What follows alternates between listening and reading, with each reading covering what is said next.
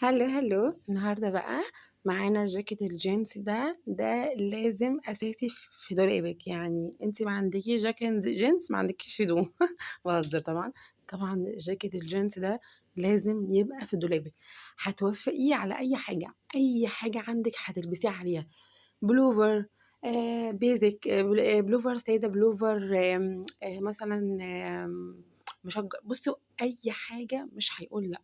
بصوا اصلا خامته فظيعه. يعني هو اي جاكيت جينز بيليق على اي حاجه. اصلا لو قفلتيه كده لوحده كده، شايفين؟ هيبقى تحفه جدا. بصوا، جمدان والله العظيم.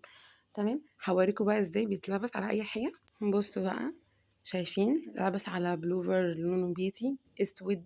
اي حاجه مش هتقول لا، فظيع. بصوا بقى، البتاع ده البلوفر ده ما كنتش بلبسه، كان عندي من زمان وما كنتش بلبسه.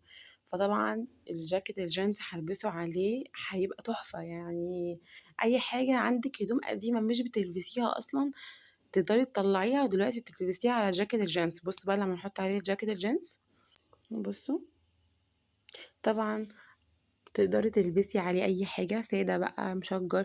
انا بفضل طبعا البس عليه ساده الجاكيت الجينز زي البلوفر اللي انا شفته، اللي انا قلته لكم المره اللي فاتت ده في الصوره، الفيديو الحته اللي فاتت يعني. لكن اي حاجه عندك ما بتلبسهاش تقدري تلبسيها دلوقتي مع جاكيت الجينز. تمام، تلبسي بقى عليه طرحه سودا، طرحه مشجره، بصوا اي حاجه. لكن طبعا لو لابسه حاجه طبعا تحت الجينز مشجره، طبعا تلبسي طبعا طرحه ساده عشان ما يبقاش فيه شوشره وفرح في الليله يعني. تمام. بس ده كان فيديو النهارده، ان هو الجاكيت الجينز ده اهم قطعه عندك في دولابك في الشتاء. تمام. وفي الصيف عايزه اقولك ان هو برضو مهم جدا. يعني في الصيف شتاء بصراحه الجاكيت ده لا غنى عنه، لا غنى عنه.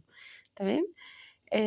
طبعا احنا طبعا يعني في الوقت ده بنلبس اي حاجه. احنا في الشتاء بنلبس اي حاجه، مش هنستنى بقى بصراحه جاكيت جينز ولا جاكيت حاجه. انا بقول لكم على الموضه، لكن طبعا فعليا حرفيا علميا احنا بنلبس اللي موجود، بنلبس اللي يدفينا، اللي يدفي كده يعني.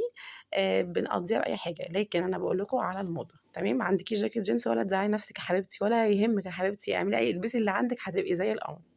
ماشي، يلا. كنت يعني لو عمل اللي ما عملش لايك يا ريت يعمل لايك، واللي ما عملش اشتراك في القناه يا ريت يعمل اشتراك في القناه.